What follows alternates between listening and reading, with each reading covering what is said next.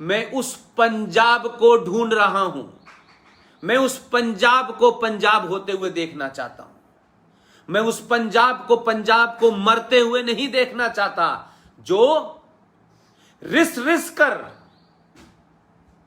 पंजाब की जवानी एक बड़े एजेंडे के तहत, एक षड्यंत्र के तहत, एक कॉन्स्पिरेसी के तहत, एक साजिश के तहत उसे मीठा जहर दिया जा रहा है। उसके पुरुषार्थ को समाप्त कर दो, क्योंकि यही वो बहादुर हैं जिन्होंने 71 में 65 में धूल चटा दी दुश्मन को और बता दिया कि भारत की धरती पर अगर तुम्हें हमला करना है तो पहले अमृतसर के अंदर हम अमृतधारी लोगों से तुम्हें सामना करना होगा, तब दिल्ली पहुंचोगे तुम। इसलिए मैं बार बार कहता हूं, जो दिल्ली में झंडा फहराना चाहते थे, जो कहते थे कि सुबह लाहौर में नाश्ता करेंगे, दिल्ली में दोपहर का खाना खाएंगे, आपने नाश्ते के बाद जब वो चलने को हुए तो दिल्ली तक नहीं पहुंचने दिया था आपने। वो जानते थे कि बहादुर लोग हैं, इसलिए उन्होंने 71 की लड़ाई के बाद ये रणनीति बनाई कि इस देश को जो पुरुषार्थी लोग हैं, जो मार्शल रेस हैं, जिनका धर्म इस राष्ट्र को बचाने और दुनिया की सबसे पुरानी सिविलाइजेशन, दुनिया में एकमात्र धर्म जो सनातन है, उसको बचाने के लिए यही लोग सबसे पहले आगे आएंगे। ये सिर्फ इनके पास बंदूक की ताकत नहीं होती, उस AK-47 की ताकत नहीं होती, इनके अंतर मन में, इनके आत्मबल में हजारों करोड़ों गुना बारूद भरा हुआ है। ये अपने हाथों से ही मार देंगे, बंदूक की जरूरत तो बहुत बाद में पड़ती है। तो आपको धीरे धीरे धीरे धीरे एजेंडे के तहत और दिल्ली में बैठने वाली दलाल सत्ताओं ने अपने स्वार्थ के लिए उनको ये सब करने दिया, और हमने देखा कि किस तरीके से एक एक करके पंजाब को पहले कमजोर किया। दिल्ली के नेताओं ने 1984 में दिल्ली में हिंदू नहीं, बहुत सारे लोग अपने मुंह पे नकाब लगा करके 1947 का बदला सिखों से लेना चाहते थे। ये मजहबी ताकतों ने जिस तरीके का हिंदू की आड़ में 1984 में जो जघन्य अपराध किया, उनको मालूम था कि कांग्रेस पार्टी को गुंडों की जरूरत है। ये गुंडे कहां से आए थे? ये सीलमपुरी से आए थे, ये जाफराबाद से आए थे, ये ओखला से आए थे। इन गुंडों ने अपने मुंह पर कपड़े बांधे और हिंदू का नाम लेकर के सिखों को मारा, जलाया और वो दूरी को बढ़ा दिया। ये एक भ्रम की स्थिति पैदा कर दी कुछ मजहबी लोगों ने कि हिंदू का नाम लेके मारो, और ये बताओ कि देखो साहब, एक प्रधानमंत्री को मार दिया है तो हिंदू कितना नाराज है। ये हिंदू नाराज नहीं था, ये एक पार्टी के गुंडे थे, बाकायदा हायर किया गया। वो बात अलग है कि अब उनमें से बहुत सारे लोग मुख्यमंत्री बन रहे हैं, कुछ सत्ता पे थे, कुछ सत्ता के बाहर थे। बाकायदा जो कत्लो गारत के माहिर हैं, जिन्होंने गुरु गोविंद सिंह के पुत्रों को उतार दिया, जिन्होंने उनकी गर्दनें काट दी, उन्हीं लोगों को बुलाया कि यही लोग काम करेंगे, इनकी पहचान ना पता चले, इसलिए नकाब लगा लगा करके तमाम समय अपने सीलमपुरी, त्रिलोकपुरी के अंदर सिखों का नरसंहार कराया और किसी के माथे पे मर दिया कि साहब भारत के हिंदू ने जो है सिखों को मारा है, क्योंकि प्रोपेगेंडा वहां भी चला सीमा के पार से, और यहां दिल्ली में भी लोग बैठे थे। जब प्रधानमंत्री आपके नेशनल चैनल पे आके कहता है कि जब एक बहुत बड़ा पेड़ गिरता है तो थोड़ी बहुत धरती हिल जाती है, तो जिन चंद लोगों का नाम सुनते हैं आप, कोई सज्जन कुमार है, कोई जगदीश टाइटलर है, सिर्फ यही लोग थे। जमीन पे काम करने वाले कौन थे? क्योंकि उनको मालूम था ये एक ऐसा मौका है कि इस मौके में जो 1947 में हमारे साथ हुआ है, जो 1947 में सबसे ताकतवर कौम थी, जिन्होंने पाकिस्तान बनने से रोका, जिन्होंने जो यहां हत्याएं कर रहे थे उनकी हत्याएं की, इनसे बदला ले लो, लेकिन नकाब लगा करके बदला लिया ताकि उनका पहचान और उनका मजहब का पता न चले। और यह बात मैं इस तथ्यों पे कहना चाहता हूं मेरे भाइयों कि इस देश में मुसलमान एक बहुत बड़ा परिवार का एक सदस्य है, जो लॉ मिनिस्टर भी बना, जिसके नाना इस देश के राष्ट्रपति थे, जिसके पिता इस देश के गवर्नर थे, उसने बहुत खामोशी से जो मंसूबा कांग्रेस के अंदर के मक्कारों ने 1984 में गढ़ा था, उसने अपनी किताब में बहुत हल्के से लिख के चला गया। किसी कांग्रेसी ने सवाल नहीं पूछा, किसी देश की पार्टी ने सवाल नहीं पूछा। इसीलिए मैंने कहा, राष्ट्र के और सनातन के दुश्मन आपके बीच में हैं, आप ही के भेष में हैं, पहचानिए। सलमान खुर्शीद ने 1984 के इस नरसंहार के ऊपर के बारे में किताब लिखी है, at home in India, the restatement of Indian Muslim, written by Salman Khurshid, former law minister, commerce minister, and a very leading lawyer of the Supreme Court of India, and a very very important member of the Sonia Gandhi cabinet. Page number 144 पर वो शख्स लिखता है कि जिस वक्त दिल्ली में हिंदू और सिख हिंदुओं को सिख मार रहे थे, देखिए उसने क्या शब्द इस्तेमाल करा है और कितनी तेजी से ये किताब लिखी कि कहीं ऐसा ना हो जाए कि उन मजहबी ताकतें जो सीलमपुरी और जाफराबाद जैसी जगहों से ढाटा बांध के आई थी, उन्होंने कहा कि हम कांग्रेस पे एहसान भी करेंगे कि देखिए हमने तो आपके मंसूबे पूरे कर दिए, लेकिन उन मंसूबों से ज्यादा उनके अंदर जो रंजिश थी, जो गुस्सा था, जो नफरत थी सिखों से, उसको अंजाम दिया। और ऐसा मौका उन्हें कहां मिलता कि मर्डर करने वालों का मजहब कुछ और था और इल्जाम कुछ धर्म के लोगों पे लगा दिया। और जो लीडर बैठे हुए थे वो इसलिए नहीं बोले क्योंकि उन्हें सत्ता प्यारी थी, कुछ अल्लाह को प्यारे हो गए और कुछ बचे हुए हैं। उस किताब के 144 नंबर पर उस पृष्ठ पे लिखता है सलमान खुर्शीद कि 1984 में जब दिल्ली में सड़कों पर सिखों को हिंदू मार रहे थे तो लिखता है कि मुसलमान बहुत खुश था, दे वर वेरी सेटिस्फाइड, बड़े संतुष्ट थे मुसलमान।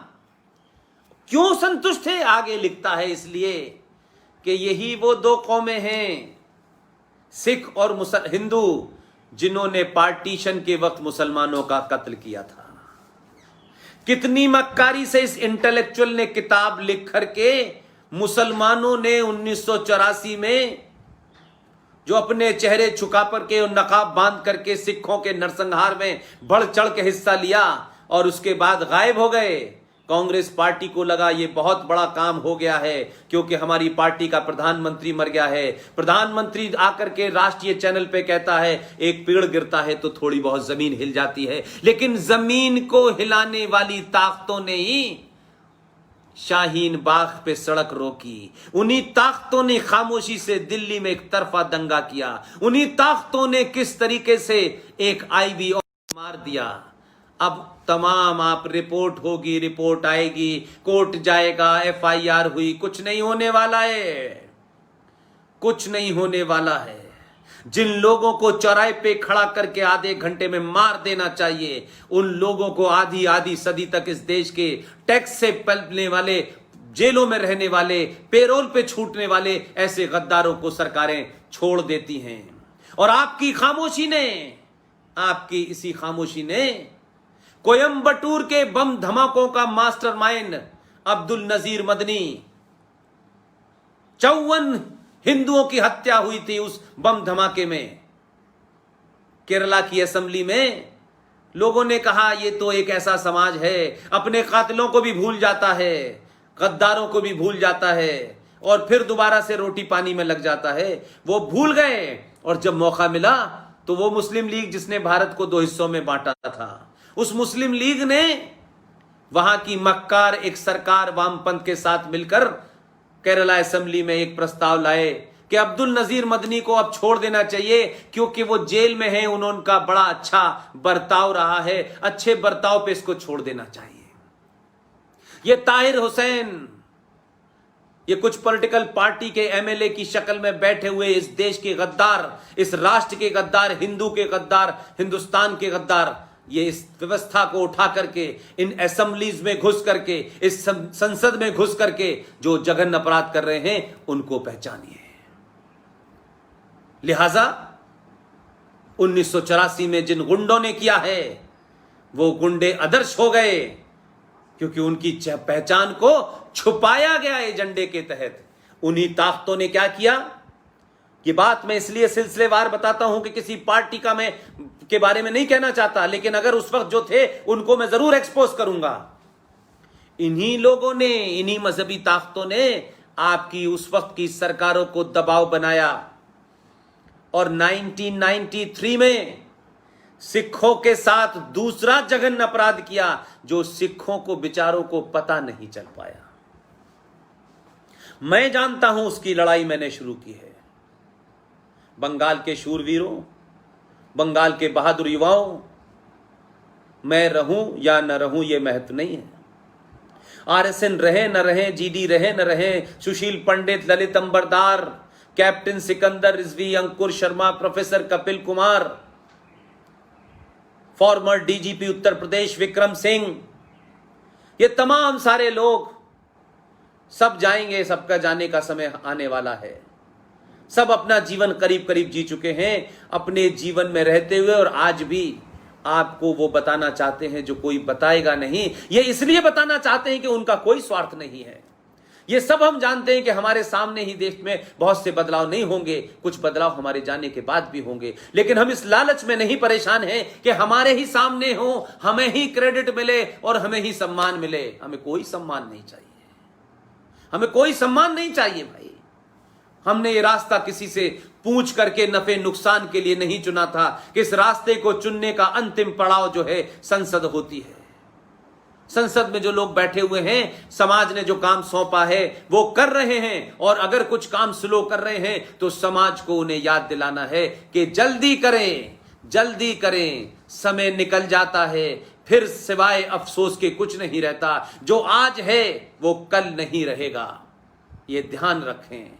बहुत लोगों के बड़े सारे मंसूबे होते हैं लेकिन वो समय से पहले चले जाते हैं, और बहुत कुछ बड़ा करने वाले होते हैं लेकिन मंसूबे रह जाते हैं। लिहाजा जो कर देंगे वही फाइनल है, वही हो गया। आपके मन में क्या है, आप कब करेंगे, वो आपके मन में है। लिहाजा बहुत सारे काम हैं, उनको करें। इसलिए मैं कहता हूं कि कैप्टन अमरिंदर सिंह किस पार्टी के हैं ये मेरे लिए महत्व नहीं है। आज के युवाओं से कहता हूं, जरा अमरिंदर सिंह, उस बहादुर, उस ईमानदार, साहसी, पुराना भारत की मिलिट्री का बहादुर आदमी, योद्धा आदमी, उसने तलवार भी चलाई है, उसके परिवार के लोगों ने गोली भी चलाई है, और अमरिंदर सिंह ने अपनी कलम भी चलाई है। कुछ किताबें आपके बुजुर्गों ने लिखी हैं। उस जमाने किताब लिख के जाने का मतलब होता था आने वाली जनरेशन ने, हमने जो देखा है, हमने जो समझ रहे हैं, उसको हम लिख के जा रहे हैं ताकि वो भूल न करें। जो किताबों के माध्यम से, टेलीविजन के माध्यम से हम पहुंचाते हैं अगली जनरेशन के लिए, उस जमाने किताबें एक माध्यम थी। कैप्टन अमरिंदर सिंह की एक किताब जरूर पढ़ें, और उस किताब के अंदर जो लिखा है वो कैप्टन अमरिंदर सिंह ने लिखा है, जो 24 कैरेट का सनातनी सिख है। उसको अपने होने न होने पे कोई नहीं, उसको अपने पूर्वजों पे गर्व है, अपने पे गर्व है। और ऐसे ही बहादुर पैदा करें तो वो किसी भी पार्टी में बैठें, लेकिन राष्ट्र के प्रति उनकी आवाज जब खुले तो ये लगे कि ये तो पार्टी से बहुत ऊपर है। उनकी किताब लिखी है उन्होंने, उस किताब का नाम है the last sunset, the last sunset, और नीचे लिखा है the rise and fall of the Lahore, the rise and the fall of Lahore दरबार। राजा रणजीत सिंह की जिस वक्त मृत्यु हुई है, ये वैंकूवर में और लंदन की सड़कों पर एक देश की मांग करने वाले और सनातन को गाली देने वाले लोग बहुत बेवकूफ हैं, भोले हैं, भटके हैं, किसी लालच के कारण ऐसा कर रहे हैं। उन्हें किसी ने ईमानदारी से बताया नहीं, उन्हें किसी ने ईमानदारी से इतिहास को बताया नहीं है, इसलिए देश के दुश्मन और सनातन के दुश्मनों ने उनके अंदर एक गलतफहमी भर दी है। और शायद सत्ताधारियों से होने वाली गलती के कारण वो सत्ता से ज्यादा अपने ही समाज के खिलाफ खड़े हो गए हैं। राजा रणजीत सिंह ने जब उनकी मृत्यु हुई तो उनके सीने पे क्या रखा हुआ था, ये सच बोलने की हिम्मत करो यार। राजनीतिक स्वार्थ के लिए तुम कुछ भी बदल दो, कोई परिभाषा बदल दो, मुझे उसमें कोई तकलीफ नहीं है, लेकिन यथार्थ यथार्थ है। गुरु ग्रंथ साहब को नहीं बदल सकते। गुरु ग्रंथ साहब की वाणी में जो कुछ भी लिखा है, जो गुरबाणी उसमें लिखी हुई है, उसको भी बदल दोगे क्या तुम? बाप को बदला, दादा को बदला, स्वार्थ के लिए तुमने अपने धर्म को बदला, स्वार्थ के लिए तुमने अपने पूर्वजों को गाली बकी। लेकिन मेरे भाई, क्या गुरु ग्रंथ साहब के अंदर भी लिखी हुई परिभाषा को, शब्दों को बदल दोगे तुम? इसलिए मैं कहा कि कैप्टन अमरिंदर सिंह जो इस समय वर्तमान में वहां के वजीर आला हैं, उनकी किताब पढ़ें। उस किताब का नाम मैं फिर दोबारा से बता रहा हूं, और किताबों का जिक्र बार बार इसलिए करता हूं कि आज के दौर में सिर्फ भारत माता की जय करने से भारत माता मजबूत नहीं होगी। भारत माता की जय करने से ज्यादा अच्छा है ऊधम सिंह बनिए, भगत सिंह बनिए, भाई परमानंद बनिए। अगर आपकी ताकत चिल्लाने में लगता है कि चिल्लाने से कुछ होगा, तो चिल्लाने की जब जरूरत हो तब चिल्लाइए, लेकिन मन में लक्ष्य क्या है उस लक्ष्य को पैदा कीजिए। इसलिए मैंने कहा कि उनकी किताब है द लास्ट सनसेट, महाराजा रणजीत सिंह के ऊपर लिखी हुई किताब है, और उसका सेकंड टाइटल है the rise and fall of the Lahore दरबार। राजा रणजीत सिंह की जब मृत्यु हुई थी तो तीनों रानियों ने सती हो गई थी, और राजा रणधीर सिंह की जब मृत्यु हुई तो उनके सीने पर जो किताब रखी थी वो गुरु ग्रंथ साहब नहीं था। राजा रणधीर सिंह के सीने पे जो किताब वो पढ़ते पढ़ते जब सोते में उनकी मृत्यु हुई है, तो उनके सीने के ऊपर गीता रखी हुई थी, क्योंकि राजा रणधीर सिंह को कंफ्यूजन नहीं था। वो किसी सत्ता की लालसा में, कुछ पैसे की लालसा में नहीं थे। लालच, स्वार्थ और डर, ये सनातन के सबसे बड़े पुत्र जिसको हम सिख के नाम से जानते हैं, उसके जीने का हिस्सा ही नहीं था। जिसमें स्वार्थ हो, लालच हो, डर हो, ये सनातन के सबसे बड़े पुत्र में कभी नहीं था। इसीलिए सनातन के उस बड़े पुत्र को आक्रांता मुसलमान मुगल बादशाहों से, लुटेरों से, बलात्कारियों से लड़ने के लिए उस परिवार ने एक पुत्र दिया कि ये सनातन की राह, और सब अपनी स्वेच्छा से गए। याद करें वो लोग जिन्होंने गुरु गोविंद सिंह के दोनों पुत्र 9 साल के और 6 साल के जोरावर सिंह और फतेह सिंह को जब दीवार में चिनवाया गया था, तो कौन वो शख्स था जिसने उसके बाद अमृत चखा और अमृत चखने के बाद कहा कि इन पुत्रों के हत्यारों का मैं बदला लूंगा, और जिसने उस बच्चों को दीवार में चिनवा दिया था, एक युद्ध में उनकी गर्दन उसने अलग कर दी।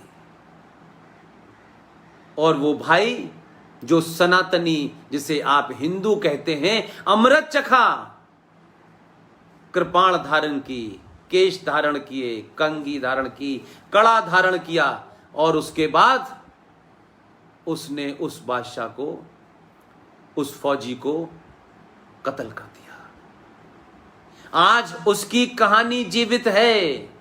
अगर आप लोग ये सुनना चाहते हैं कि अगर हमारे ऐसे बहादुर लोगों की कहानी न सुनाई जाए तो आज के लोग कैसे युवा बनेंगे, कभी दिल्ली में पंजाब के लोग आए, कहीं जाते हैं, आपकी मर्जी है जहां जाएं। दिल्ली में एक जगह है मंडी हाउस। मंडी हाउस के मेट्रो के जो स्टेशन है उसके 2 स्टेशन हैं, एक हिमाचल भवन की साइड में है और एक नेशनल फॉर ड्रामा की साइड में है। जो हिमाचल भवन बना हुआ है उसके बराबर में जो मंडी हाउस का मेट्रो का स्टेशन है उसमें एक आदमकद मूर्ति लगी हुई है, आदमकद मूर्ति लगी हुई है। उसे बंदा बहादुर कहते हैं। जब जब लोग निकलेंगे तब देखेंगे ये कौन है। मैं इसीलिए बार बार पूरे देश में एक मुहिम चला रहा हूं जिसमें मुझे पंजाब के बच्चों की बहुत जरूरत है। इस मुहिम के लिए आपको रास्ते नहीं रोकने हैं, कोई हथियार नहीं उठाना है, किसी को गाली नहीं देनी है। आप कहिए कि अगर भारत में हमें कोई बाल दिवस मनाना है, बच्चों के बीच में, बालकों के बीच में, चिल्ड्रंस के बीच में हमें अपने इतिहास के पुरुषार्थ को, उस बहादुरी को, उस साहस को, उस करेज को, उस वैलर को अगर बताना है तो क्या हमारे पास ऐसे साहसी लोग नहीं थे? ऐसे लोग नहीं थे जिनका नाम लेने से दुश्मन की रूह कांप जाए? अगर हम बहादुरी की बात करते हैं, बच्चों को बहादुर बनाना चाहते हैं, तो हम किसी कायर के, किसी ऐसे आदमी के जन्मदिन जो खुद पूरे जीवन जिसने कायरता से गुजारा हो, जो अपने गोरे साहब की परिभाषा को लिखता हो, उनके रहमो करम पे भारत का प्रधानमंत्री बना हो, तो 14 नवंबर को भारत के अंदर क्यों चिल्ड्रंस डे मनाया जाएगा? अगर चिल्ड्रंस डे मनाना है तो गुरु गोविंद सिंह के पुत्रों ने जिस वक्त उनसे यह कहा गया, सरहिंद के नवाब ने कहा कि इस्लाम कबूल कर लो, 6 साल का फतेह सिंह और जोरावर सिंह दोनों ने बड़ी आंखों में आंखें डाल के कहा कि हम वाहे गुरु के अलावा किसी को नहीं मानते। उन्हें हुक्म हुआ कि अगर तुमने अपना मजहब बदल के अगर हम इस्लाम कबूल नहीं किया तो तुम्हारी गर्दन काट दी जाएगी। उन्होंने कहा एक नहीं 1000 बार गर्दन कट जाए, हम वाहे गुरु के पुत्र हैं, डर हमारा कोई सामना नहीं कर सकता, आपको जो करना हो करिए, हम कोई मजहब नहीं बदलेंगे। और इस हुक्म के बाद उन दोनों को जिंदा दीवार में चिनवा दिया गया। दोनों बच्चों ने, उनके मुंह से एक आवाज नहीं निकली, कोई रोने की आवाज नहीं आई, और उसके बाद दोनों की मृत्यु घोषित हो गए। और 26 दिसंबर को उन दोनों की मौत हुई, शहीद हुए, बलिदान दिया उन्होंने। क्या 26 दिसंबर को भारत में चिल्ड्रंस डे नहीं मनाना चाहिए? बाल दिवस नहीं मनाना चाहिए? लेकिन कौन मनाता? सवाल यह है।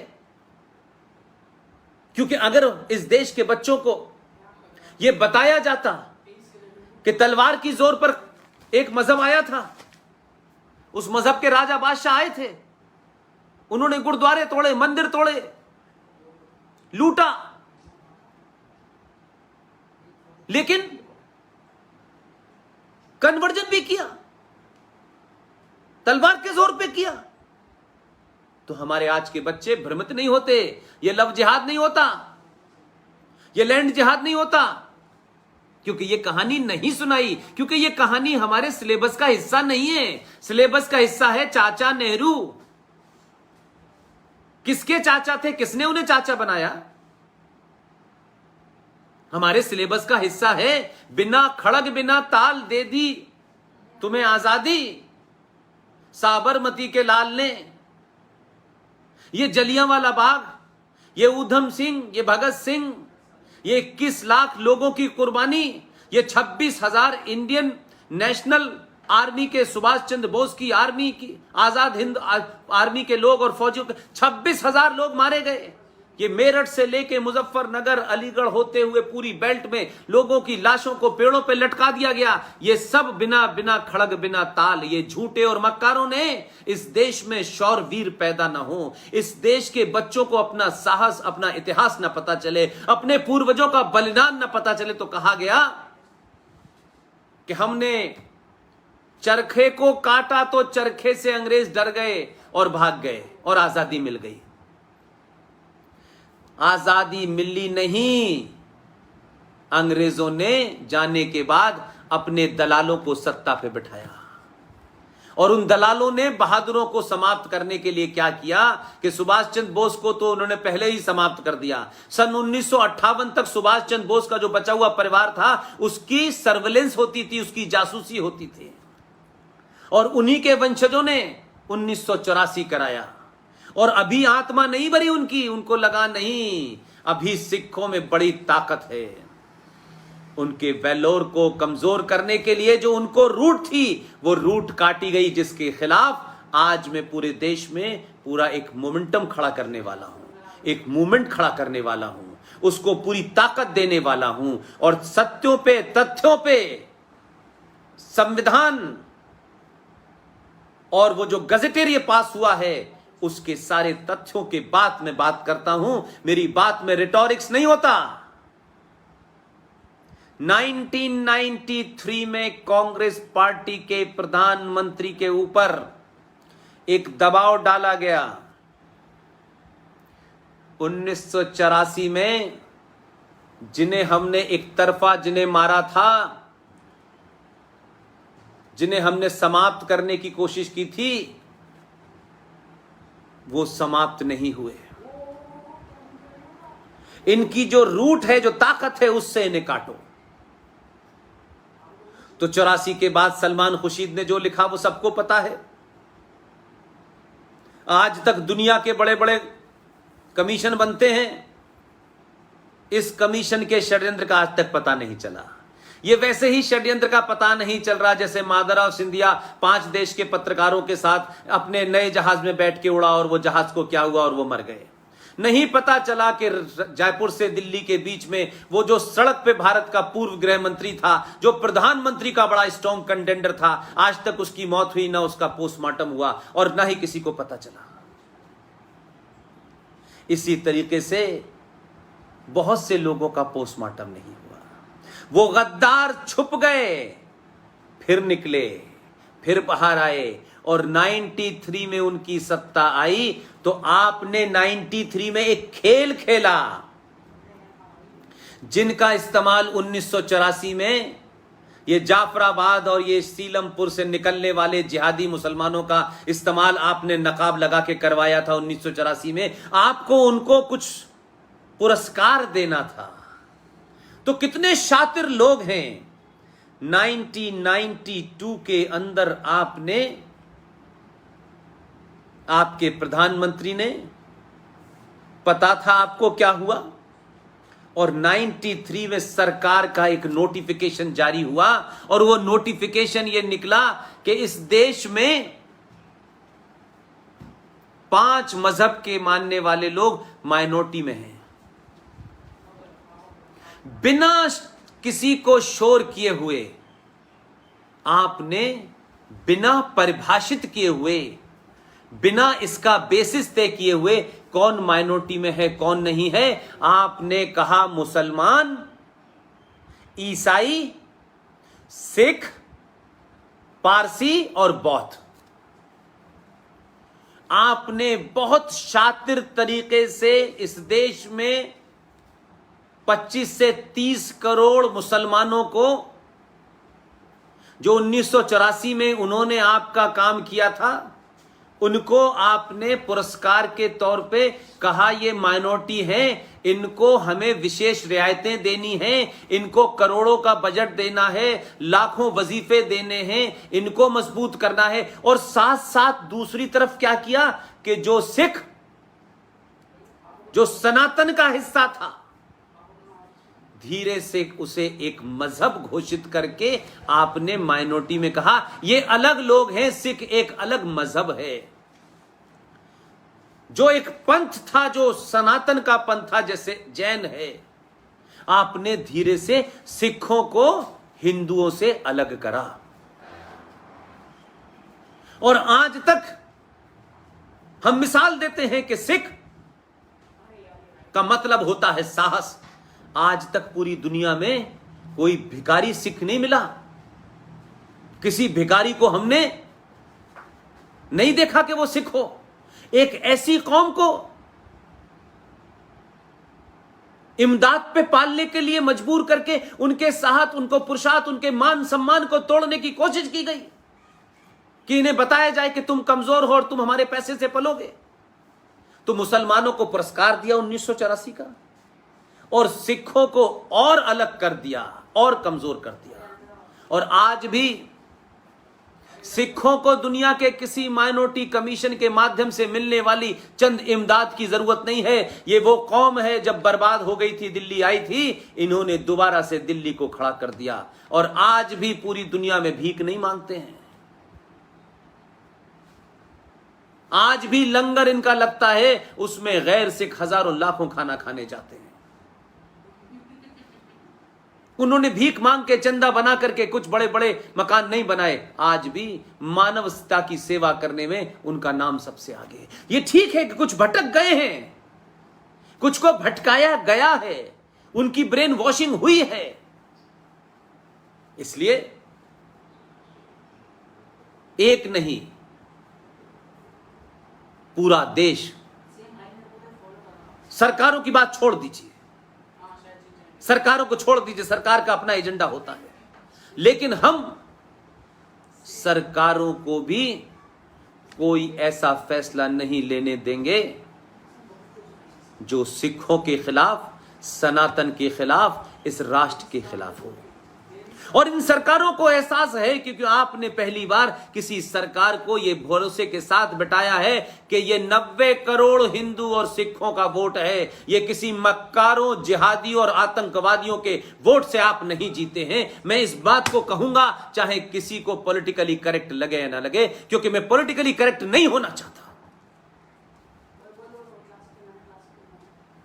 हमने आपको जिस पर्पस से बिठाया है, वो पर्पस है कि संविधान में जो है उसको पूरा करो। यूनिफॉर्म सिविल कोड लेके आओ। 42वें संशोधन के माध्यम से सरकारों को यह आदेश दिया गया है कि आप जनसंख्या नियंत्रण को काबू करें। और एक रिपोर्ट यह कहती है कि अगर भारत का जनसंख्या नियंत्रण नहीं हुआ तो ये पानी समाप्त हो रहा है, ये जमीन समाप्त हो रही है। ये जो लातादाद बच्चे पैदा करके जमहूरियत के माध्यम से, लोकतंत्र के माध्यम से, वोट की ताकत के माध्यम से, जिस वोट में क्वालिटी की नहीं क्वांटिटी की जरूरत पड़ती है, इसके ऊपर काबिज हो। इस रेस में भारत की धरती एक्सपेरिमेंट नहीं बनने देगी। ये एक्सपेरिमेंट भारत की धरती पे नहीं होगा। जिसे करना है वो बांग्लादेश में करे, वो पाकिस्तान में करे, वो ईरान में करे, वो तुरान में करे, वो बगदाद में करे, वो जहां दिल चाहे करे। भारत की धरती अब ऐसे किसी एक्सपेरिमेंट को नहीं करने देना चाहती। कि ये जो आवाजें इस देश में उठ रही हैं कि हमको चाहिए जिन्ना वाली आजादी, तो जिसको जिन्ना की वाली आजादी चाहिए उसे पहले जिन्ना के पास पहुंचा दिया जाए,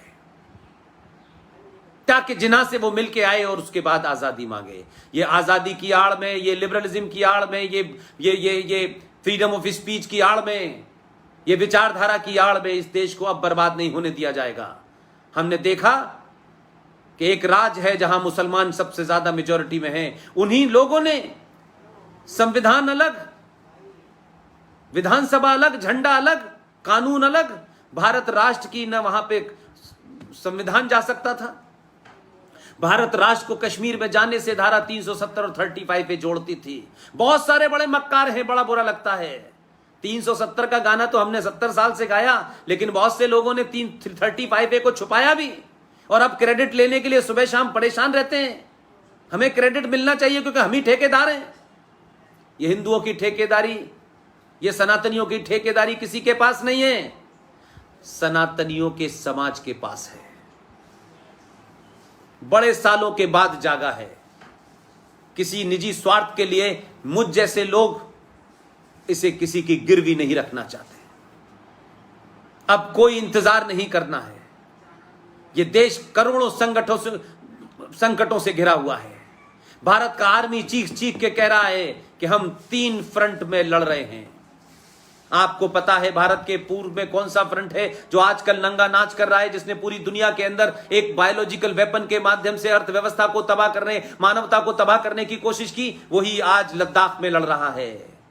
और भारत के पश्चिम में एक इस्लामिक राज्य बनाया है, इस्लाम के मानने वालों का राज्य है। 1400 साल पहले जो मजहब पैदा हुआ था, जो लूट खसोट, मर्डर, बलात्कार पे खड़ा हुआ है, लेकिन तीसरा फ्रंट जिसकी आर्मी का चीफ बात कर रहा है वो राजनीतिक व्यक्ति नहीं, उसको मालूम है कि पाकिस्तान और चाइना के हजारों करोड़ों दलाल और स्लीपर सेल भारत को अंदर से खोखला कर रहे हैं। पंजाब के नौजवानों, अपनी ताकत को समझो, अपने पुरुषार्थ को समझो, अपनी जिम्मेदारी को समझो।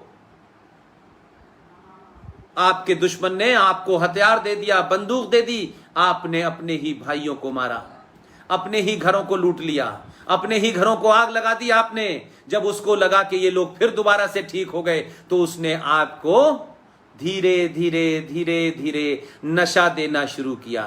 उन्होंने कहा नशे की गर्त लगा दो, न किसी को हथियार का उठाने की जरूरत होगी, न बम धमाके की जरूरत होगी, और घर घर ये नशा पहुंच जाए। मेरे कुछ साथी अमेरिका में हैं जो वहां एनजीओ चलाते हैं। मैं उनके साथ जब गया तो पंजाब में एक कहानी सुनकर के मैं दहल गया। मैं बयान नहीं कर पाता था, सोचता था कि वो मंजर मेरे सामने से हट जाए, लेकिन मैं बार बार उस मंजर को देखता हूं, उस दृश्य को देखता हूं तो कितनी तकलीफ होती है। मुझे एक बुजुर्ग मां मिली, उस बुजुर्ग मां का बेटा नशे की वजह से मर गया। उस बेटे का एक बेटा था और घर में कोई नहीं था। उस मां ने हमसे कहा, बूढ़ी मां जिसने इस देश का पार्टीशन देखा, सबको मरते देखा, लाशों के बीच में अपने आप को सोते हुए देखा, और वहां से खड़े होने के बाद एक आजाद भी देखा और पंजाब भी देखा। पंजाब में तमाम ग्रीन रेवोल्यूशन से लेकर तमाम चीजें देखी, लहलहाते खेत देखे, लेकिन उसी मां को जिंदा रहना पड़ा इस दिन देखने के लिए। उसने बताया कि मेरा अपना बेटा नशे की हालत में था, बीवी शादी भी हो चुकी थी, बच्चे भी थे, पत्नी इस गम में मर गई कि उसका पति जवानी में नशे की वजह से मर गया। लेकिन जो उस बेटे का बेटा था, उसकी कहानी अगर 2 लाइन की है तो आज पंजाब के युवा और अखिल भारतीय विद्यार्थी परिषद जो जमीन पे काम करती है, जो राष्ट्र के लिए काम करती है, जो छात्रों में राष्ट्र भावना जगाती है, इसलिए एबीवीपी के लोग भी अपनी कार्य पद्धति को बदलें और युवाओं में सत्यता के साथ, लॉजिक के साथ, रेफरेंस के साथ, आपकी पार्टी क्या है, पार्टी को अपना काम करने दीजिए।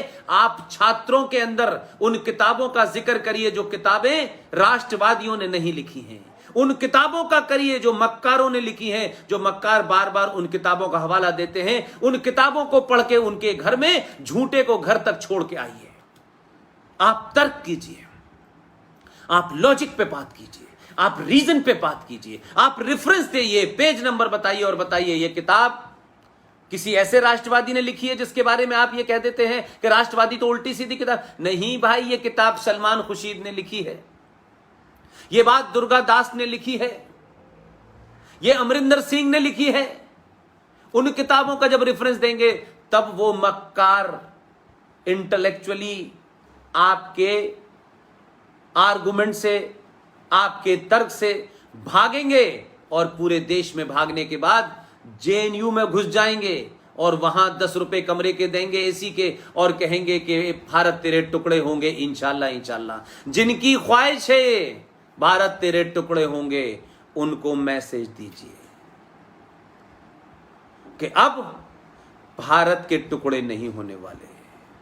भारत में युवा, भारत का युवा, भारत का नौजवान अब अपने कैरियर से ज्यादा इस देश के कैरियर में इंटरेस्ट है।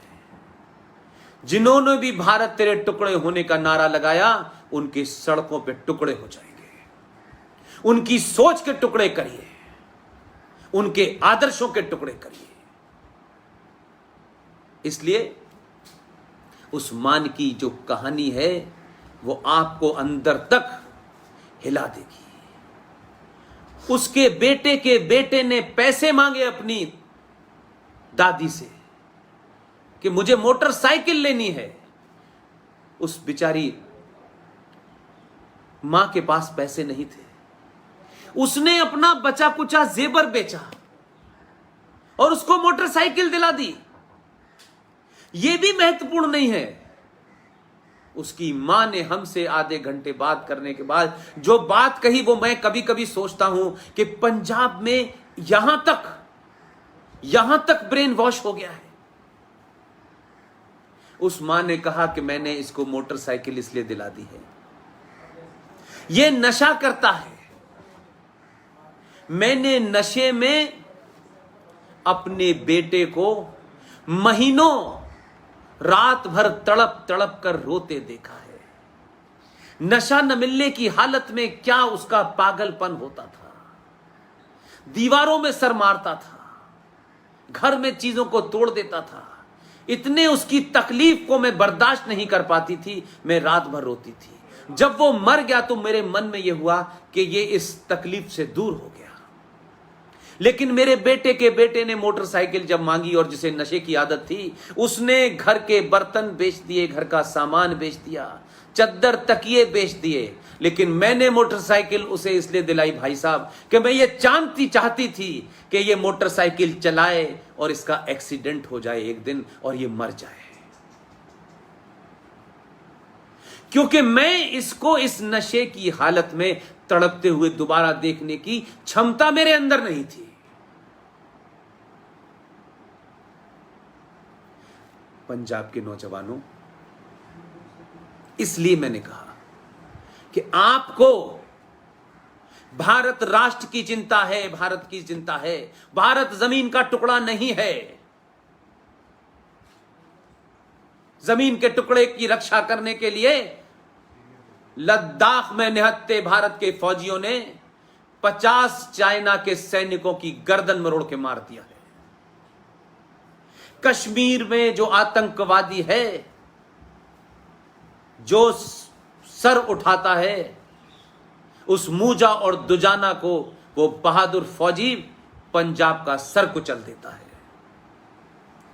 आपको, आपके बीच में, आपके कॉलेज में बैठे हुए ये बौद्धिक आतंकवादी, ये इंटेलेक्चुअल आतंकवादी, ये एकेडमिक आतंकवादियों को कुचलना है, ताकि कोई बूढ़ी मां अपने पोते को मोटरसाइकिल इसलिए न दिलाए कि इसका एक्सीडेंट हो जाए, और जी इसको तकलीफ में देख नहीं सकते। आपकी जिम्मेदारी ज्यादा है, मेरी जिम्मेदारी ज्यादा है। हम में से कोई ये नहीं कह सकता ये फला पार्टी है, ये फला पार्टी है। पार्टियों की औकात किसी राष्ट्र में एक मच्छर और मक्खी से ज्यादा नहीं होती।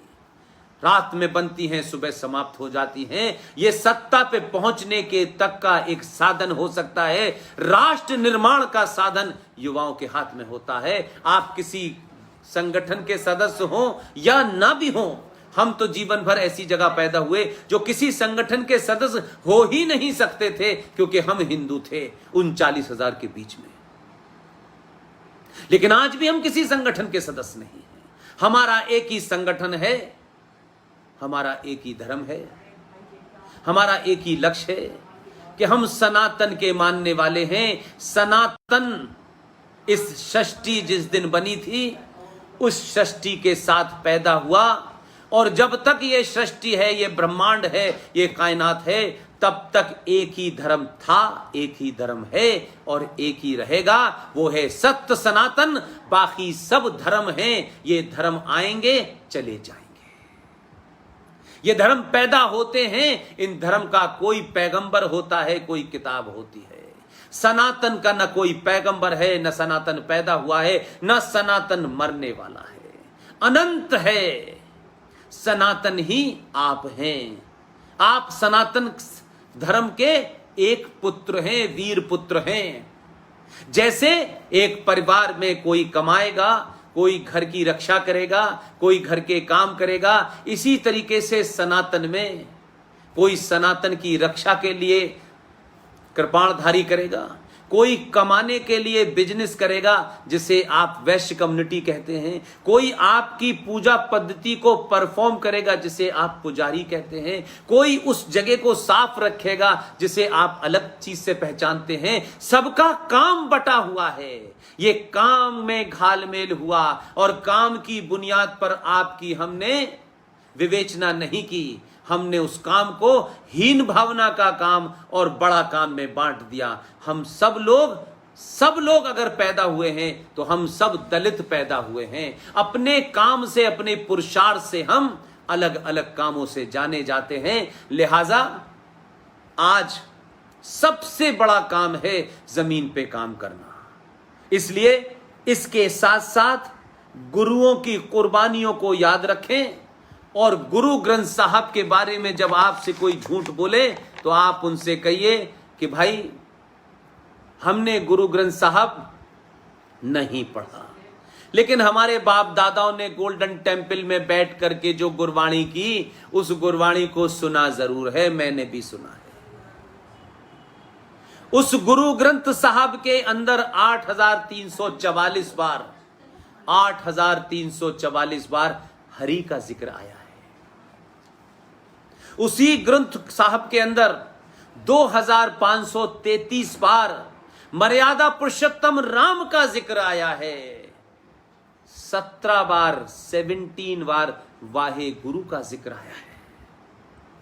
क्या जो लोग सिख पंथ को तोड़ने, सिख पंथ को बदनाम करने, सनातन को बदनाम करने के लिए लंदन पे गालियां दे रहे हैं, सनातन को गाली दे रहे हैं, भारत राष्ट्र को गाली दे रहे हैं, वैंकूवर में दे रहे हैं, उनके बिजनेस स्वार्थ हो सकते हैं, लेकिन क्या गुरु ग्रंथ साहब को भी बदल सकते हैं?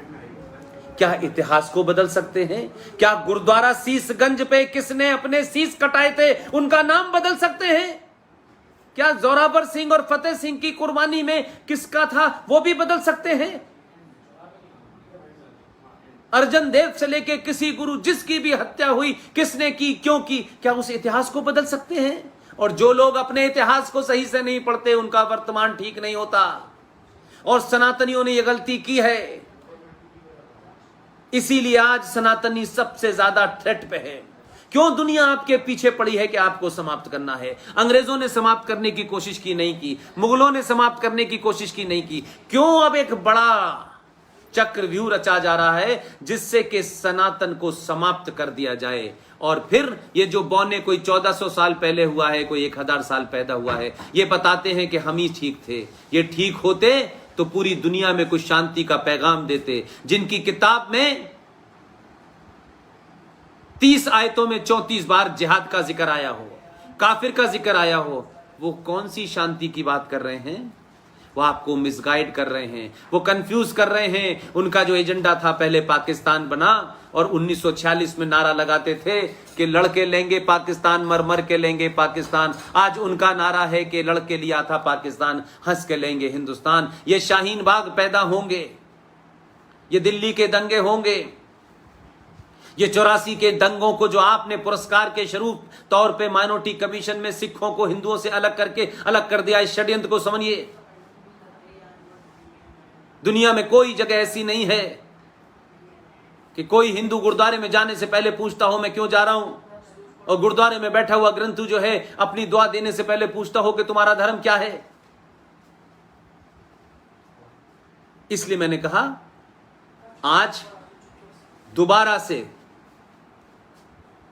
आपको भगत सिंह, ऊधम सिंह, भाई परमानंद, लाजपत राय जी, इन सब लोगों को याद करना है, अपने गुरुओं को याद करना है, जोरावर फतेह सिंह को याद करना है। इन सब के नाम आपको याद रखने हैं। और 26 दिसंबर को बाल दिवस मनाया जाए, इसका इंतजाम करना है। आपके देश में, आपके राज्य में, आपके सूबे में एक राष्ट्रभक्त, सनातन भक्त, साहसी, बहादुर मुख्यमंत्री है।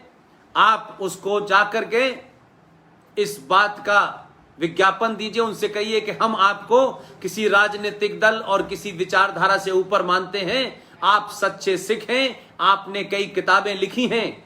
आप भारत को एक मैसेज दीजिए, भारत के दूसरे राज्यों को मैसेज दीजिए, भारत की केंद्र की सरकार को मैसेज दीजिए कि आप पंजाब के अंदर बाल दिवस घोषित करें 26 दिसंबर को, जिस दिन गुरु गोविंद सिंह के दोनों पुत्रों ने इस्लाम कबूल करने से मना कर दिया था, जिसकी एवज में उन्हें जिंदा दीवार में चिनवा दिया गया था। और उनकी माता यानी उनकी दादी गुर्जरी देवी को जब ये पता चला कि दोनों बच्चों को चिनवा दिया गया है, तो इस सदमे में वो बेचारी मौत के मुंह में चली गई। ऐसी बलिदानी माओ को याद रखने के लिए सरहिंद जाइए। सरहिंद में ये कहानी आपको लिखी मिलेगी। ये कहानी कोई मैंने कहीं किसी किताब में नहीं पढ़ी है, ये सरहिंद है। वहां की दीवारें चिल्ला रही हैं। लोगों को बताइए कि गोल्डन टेम्पल भी जाएं, जलियांवाला बाग भी जाएं, सरहिंद भी जाएं। पंजाब की गली गली, मोहल्ला मोहल्ला, गांव गांव, शहर शहर, कोई ऐसी जगह नहीं है जहां बहादुर ने, उस सनातनी सरदार ने, उस सनातनी वाहे गुरु के पुत्र ने इस देश के लिए अपनी जान न दी हो, इस राष्ट्र को बचाने के लिए अपनी जान न दी हो, सनातन के बचाने के लिए जान न दी हो। पूछिए कश्मीर कौन से लोग गए थे जब कश्यप ऋषि के वंशजों पर इस मजहबी इस्लामिक आतंकवादी जिहादियों ने वहां पे हंगामा हालत खराब कर दिए थे। तब कौन से सुख गुरु गए थे वहां, और वहां जाकर जब उन्होंने कहा कि इसके लिए किसी को कुर्बानी देनी होगी, तो उनके बेटे ने कहा कि पिताजी आपसे ज्यादा इसके लिए उपयुक्त आदमी कौन होगा जो कुर्बानी देगा। आपने सिर्फ पंजाब नहीं बचाया है, आपने देश बचाया है, आपने सनातन बचाया है। आप हमारे पूजनीय हैं, आप हमारे आदर्श हैं।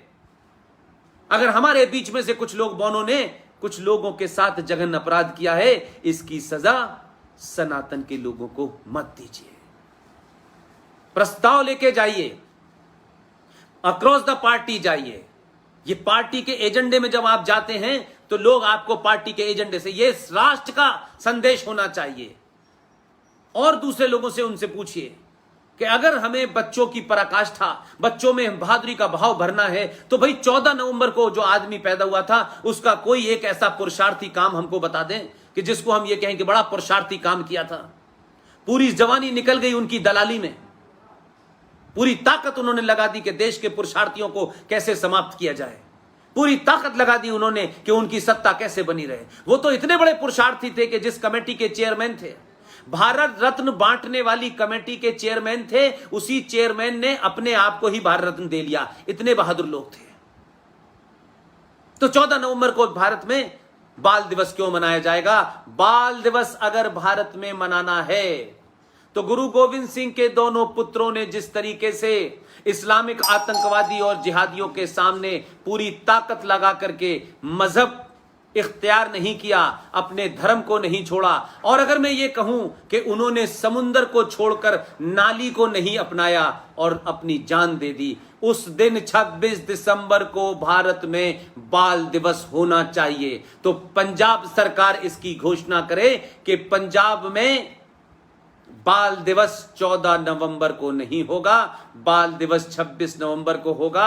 शहर शहर, गांव गांव फेरियां निकलें, बताया जाए 26 दिसंबर को क्या हुआ था। वो उनकी शहादत हुई थी, उनकी याद में उनकी बहादुरी को कन्वर्ट किया जाए। ये शहादत बच्चों के लिए गम का, बच्चों के लिए अफसोस का दिन न मने, बल्कि ये शहादत उन्हें ताकत दे और साहस पैदा करे। और भारत में साहबजादा जोरावर सिंह और साहबजादा फतेह सिंह बनने की बच्चे सोचें, ना कि मक्कार, दलाल, चापलूस, लालची बनने के लिए हम प्रयत्नशील रहें। मुझे लगता है कि मैं जो कुछ कहना था वो मैंने कहा, लेकिन मैं फिर एक बार दोबारा से आपसे कहूंगा कि आप कैप्टन अमरिंदर सिंह की वो किताब लें, खरीदें, और लोग 50-60 वो किताबें खरीद के और अमरिंदर से समय लें और उनसे कहिए हम मिलने आए हैं, हम चाहते हैं कि जो आपने इतनी अच्छी किताब लिखी है उस किताब को दुनिया भर में लोग पढ़ रहे हैं। चाहे तो कहिए कि दिल्ली में बहुत सारे लोग हमें बताते हैं, उस किताब पे उनके सिग्नेचर लें। हम उन बहादुरों के पास नहीं जा सकते जो अब नहीं है, लेकिन अमरिंदर सिंह एक ईमानदार और बहादुर। मैं किसी की राजनीति पे कटाक्ष नहीं करना चाहता, राजनीति एक अलग खेल होता है, राजनीति में एक दूसरा मापदंड होता है, लेकिन किताब जो लिखी है वो ईमानदारी से लिखी है। उस किताब पे सिग्नेचर लें और कहिए कि हम एक प्रस्ताव आपको देने आए हैं। ये किसी पार्टी का प्रस्ताव नहीं है, ये किसी विचारधारा का प्रस्ताव नहीं है, और उस ग्रुप के अंदर अपने से विपरीत विचारधाराओं के लोगों को लेके जाइए, किसी बैनर के अंदर तले मत लेके जाइए। ये बैनरों ने, ये दुकानों ने जो नाम है उसमें लोगों की सोच महदूद कर दी है, सीमित कर दी है। मैं एक व्यापक बात कह रहा हूं, और उनसे कहिए कि हम चाहते हैं कि पंजाब के अंदर सरकार लीड ले, आप एक राष्ट्रवादी हैं, आप एक सनातनी हैं, आप एक बहादुर फौजी भी रह चुके हैं, आपके परिवार में लोगों ने इस देश को बहुत सारी कुर्बानियां दी हैं। आपने सच सच लिखा है। ये किताब हमें इस तरफ मोड़ती है कि बहादुर को सलाम करना चाहिए। बहादुर का घर कौन सा है, बहादुर के सर पे टोपी लगी है या पगड़ी लगी है, ये महत्वपूर्ण नहीं है। आप जाएं, प्रस्ताव भी दें, उनके साइन भी लें। मुझे लगता है कि कैप्टन अमरिंदर सिंह आपकी इस मांग को मानेंगे और अगर पंजाब में ये होगा तो पूरे देश में इसकी मांग उठेगी। तो आपके पास एक मुद्दा मैं देना चाहता हूं और दिसंबर अभी दूर है। अगर आप अगले 1 महीने में इस मूवमेंट को खड़ा कर पाए तो यकीन मानिए, अमरिंदर सिंह से जितना मैं उनको जानता हूं, उनकी राजनीतिक शैली को जानता हूं, उनकी पूरी जो उनका जीवन है उसको जब मैं जानता हूं, तो मुझे लगता है बहादुर बहादुर ही रहता है। चाहे वो किसी पार्टी के दफ्तर में बैठे, उससे फर्क नहीं पता चलता है। बहुत बहुत शुक्रिया, थैंक यू वेरी मच। किताब का नाम है the last sunset, the rise and fall of the Lahore Darbar, written by captain Amarinder Singh. ये महाराजा रणधीर सिंह के ऊपर लिखी हुई किताब है। वैसे तो उनकी एक और किताब है, Indian military contribution to the great war 1914 to 1918, Indian military contribution to the great war 1914 से 1918, कैप्टन अमरिंदर सिंह। इसी तरीके से मैंने जो आपको किताब बताई है, Muslim league attacks on Sikhs and Hindus in Punjab, इस किताब के लिखने वाले हैं गुरबचन सिंह तालिब। इन किताबों को पढ़ें और जो देश के गद्दार हैं, जो देश के दुश्मन हैं, उनको बताइए कि ये किताबें जिन्होंने लिखी हैं उनसे उन ताकतों का कोई लेना देना नहीं है जिन्हें आप बड़ी आसानी से बदनाम कर देते हैं। जैसे आप कहते हैं कि वीर सावरकर ने माफी मांगी थी, ये गद्दार कह रहे हैं माफी मांगी थी, क्योंकि इन गद्दारों से पूछो कि सुभाष चंद्र बोस को गायब कराने में किसका हाथ था। पूछो किस प्रधानमंत्री के साइन हो रहे हैं जो नेशनल आर्काइव में डॉक्यूमेंट रखा है जिसमें कहा गया कि सुभाष चंद्र बोस जिंदा या मुर्दा पकड़ लिए गए तो उस वक्त की सरकार भी उनको अंग्रेज सरकार को सौंप देगी। इस इसके ऊपर किसने साइन किए हैं, पूछिए जरा। ये लड़ाई नरेटिव की लड़ाई होगी, ये लड़ाई स्लोगन की लड़ाई होगी। इसलिए आपको ये लड़ाई चौतरफा लड़नी है, हथियारों की जरूरत नहीं है। मैं फिर आखिर में अपनी बात खत्म करने से पहले कहता हूं, इस देश का सनातनी शांति प्रिय है, इस देश का सनातनी सहनशील है, लेकिन अगर उसके मार्ग कंटक में लोग हथियारों की भाषा समझते हैं तो उस सनातनी को अपने सामर्थ्य का भरपूर परिचय देना चाहिए। एक कमजोर सनातनी ना अपने घर को बचा सकता है, ना अपने राष्ट्र को बचा सकता है।